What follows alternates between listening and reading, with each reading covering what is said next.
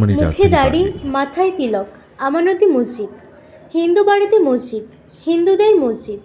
নামাজ পড়ছে মুসলিমরা। এ যেন গঙ্গা দিয়ে বইছে জমজমের পানি।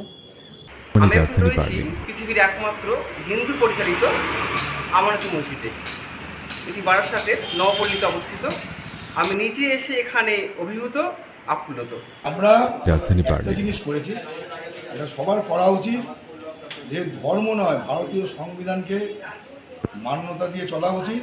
এমন একটা সম্প্রীতির মসজিদ ভারতবর্ষে গড়ে তুলব, যেখানে হিন্দু, মুসলিম, শিখ, ইসাই আমরা সবাই একসাথে বলতে পারবো যে ভারতবর্ষের সম্প্রীতির প্রতীক এই আমানতি মসজিদ। এখানে সবার সর্বধর্ম সমন্বয়ে মসজিদ তৈরি হোক, এটাই আমার আশা। মানুষকে কি বার্তা দিতে চাইছেন? আমি তো আমার ধর্ম মতে বলতে পারি যে শান্তির বার্তা দিতে চাই, সকলেই শান্তিতে বাস করে। আমি যে ধর্ম অবলম্বন করি এটা ইসলাম ধর্মের মূল সার কথা হলো শান্তি। আমিও চাই যে সকলকেই শান্তির বার্তা সকলের কাছে পৌঁছে দেওয়া, সকলে শান্তিতে বাস করে, কেউ হানাহানি অশান্তির মধ্যে কেউ না থাকাই, সকলেই শান্তি।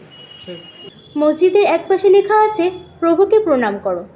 শুনতে আজব লাগলেও এটাই সত্যি। এটি অবস্থিত বারাসাতের নবপল্লীতে। বর্তমানে এই মসজিদের রক্ষণাবেক্ষণের কাজে আছেন পার্থসারথী বসু। ইনি তৃতীয় প্রজন্ম। দাদু নীরদ কৃষ্ণ বসু প্রথম সম্পত্তির এক নজির স্থাপন করেছিলেন।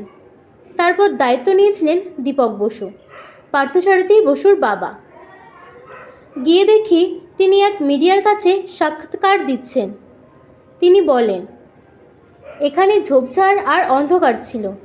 আমার ঠাকুমা স্বর্গীয় লীলাবতী বসু অন্ধকার মসজিদে প্রথম লম্ফ জেলে আলোদান করেন। আচ্ছা, আপনার পরিবারের মহিলারা কি এই প্রতিষ্ঠানের সঙ্গে যুক্ত আছেন? আমার ঠাকুমা ঈশ্বর লীলাবতী বসু, উনি হচ্ছে প্রথম মহিলা যে অন্ধকার আচ্ছন্নে ভরে থাকা মসজিদে প্রথম লম্ফ জ্বালিয়ে আলোদান করেছিলেন, এবং ওনার জন্যই এই মসজিদ সন্ধেবেলা আলোকময় হতো এবং সুন্দর সাজানো হতো। তা ঠাকুমার যতদিন বেঁচে ছিল, ঠাকুমা 1987 সালে মৃত্যু হয়েছিল না। এটি জাগ্রত মসজিদ। শুনেছি এই মসজিদ ফেলে যারা চলে গিয়েছিল তাদের বংশের লোকেরা এখন পান বিড়ি দোকান দেয়। ভগবান আমাদের অনেক দিয়েছেন। একবার হয়েছিল কি, বন্ধুদের সঙ্গে পার্টি করে মদ্যপ অবস্থায় আমি বাড়ি ফিরছিলাম।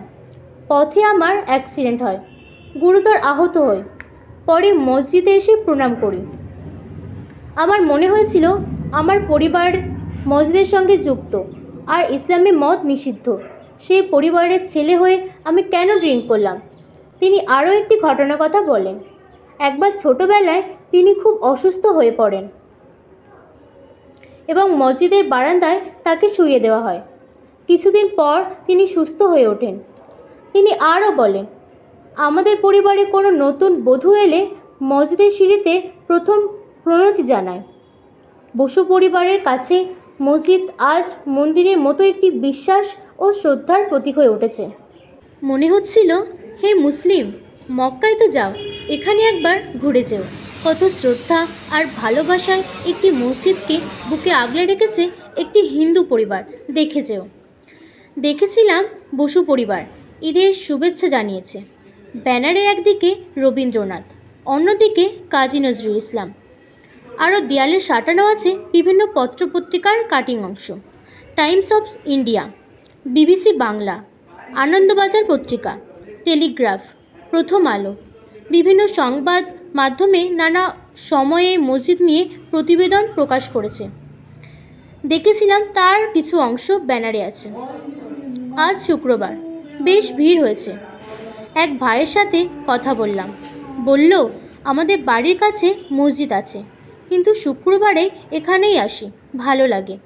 নামাজের শেষে দেখলাম এক হিন্দু বৃদ্ধা এলেন, সঙ্গে কন্যা। মসজিদের সামনে বাদাম গাছের নিচে ধূপ জ্বালালেন। শেষে ইমামের কাছে দোয়া নিলেন। আপনাদের মনে নিশ্চয়ই প্রশ্ন এসেছে, হিন্দু বাড়িতে মুসলিমের মসজিদ কেন? এই গল্প শুরু 1964-এর দাঙ্গা নিয়ে। 1963 সালের শেষ দিক। কাশ্মীরের হজরত বাল মসজিদ থেকে নবী মোহাম্মদের চুল চুরি হয়ে যায়। তখন স্থানীয় মানুষ বিক্ষোভ সমাবেশ করে। তীব্র ক্ষোভ জানায়। হাজার হাজার মানুষ রাস্তায় নেমে আসে। আন্দোলনটি ছিল শান্তিপূর্ণ, কিন্তু পূর্ব পাকিস্তানে এই বিক্ষোভ হয়ে ওঠে সহিষ্ণু এবং হিন্দু নিপীড়ক। তৎকালীন পাকিস্তানের যোগাযোগ মন্ত্রী সবুর খান এর ভূমিকা ছিল সবচেয়ে বেশি। 1960 সালে তিনি রূপচাঁদ বিশ্বাস নামের এক হিন্দু জমিদারের 30 বিঘা জমি জোরপূর্বক দখল করেছিল, যা নিয়ে আদালতে মামলা করে হেরে যান এবং আদালত তাকে 1,35,000 টাকা জরিমানা করে। সবুর খান আপোস করতে চাইলেও রূপচাঁদ বিশ্বাস তা প্রত্যাখ্যান করেন। হজরতবালের ঘটনাকে সবুর খান ব্যক্তিগত প্রতিশোধ নেওয়ার অস্ত্র হিসাবে ব্যবহার করেন। 2রা জানুয়ারি খুলনায় তার অনুসারীদের নিয়ে আয়োজিত মিছিল থেকে হিন্দুদের খতম করো স্লোগান দেওয়া হয় এবং মানুষের মনে এই বিশ্বাস ছড়িয়ে দেওয়া হয় যে নবী মুহাম্মদের স্মৃতিস্মারক চুরি করেছে হিন্দুরা। যদিও পরে নবীর স্মৃতিস্মারকটি যথাস্থানে পাওয়া যায়, কে বা কারা রেখে যায়, কিন্তু কে শোনে কার কথা। 3রা জানুয়ারি সবুর খান নেতৃত্বাধীন কনভেনশন লীগ দেশজুড়ে কাশ্মীর দিবস পালনের ডাক দেয়। ফলে পরিস্থিতি অগ্নিগর্ভ হয়ে ওঠে। বাংলাদেশে মারা যায় 1000 এর বেশি মানুষ। এর ঢেউ আসতে পড়ে পশ্চিমবঙ্গে। পশ্চিমবঙ্গে শুরু হয় মুসলিমের নির্যাতন। বাংলায় মৃত্যু হয় 264 জনের। দুই বাংলার এই পরিস্থিতিতে বাংলাদেশের খুলনার বসু পরিবার বারাসাতে নওয়াজউদ্দিন মোড়লের সঙ্গে জমি বিনিময় করে উভয় দেশ ত্যাগ করে। তখন বসু পরিবার মুসলিম বাড়িতে এসে পরিত্যক্ত মসজিদটা দেখে এবং সেটিকে তারা সংস্কার করেন। এটি হলো বর্তমানের আমানতি মসজিদ। হে মুসলিম, জানি নবীর সঙ্গে মসজিদের সঙ্গে একটা গভীর আবেগ জড়িয়ে আছে, তাই বলে তুমি কি তোমার বিবেককে বিসর্জন দেবে? তুমি না নিজেকে দাবি করো আশরাফুল মাখলুকাত, সৃষ্টির সেরা জীব? পয়গম্বর কি তোমার এই শিক্ষা দেয়? সবুর খানরা, হুমায়ুন কবিরা তোমাকে উস্কানি দেবে আর তুমি তাতে পা দেবে?